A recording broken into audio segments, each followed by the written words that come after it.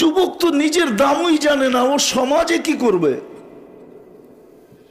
ও তো 24 ঘন্টা ইন্টারনেট নিয়েই ব্যস্ত, ও সমাজ নিয়ে কি করবে?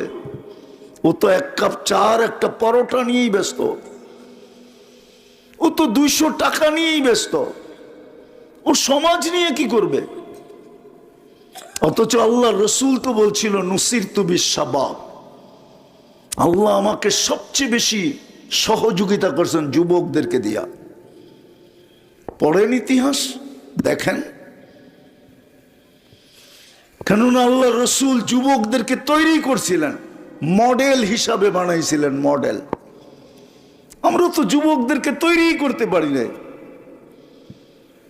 ওর ভিতরে তো জান্নাতের শৌকই ঢুকাইতে পারি না।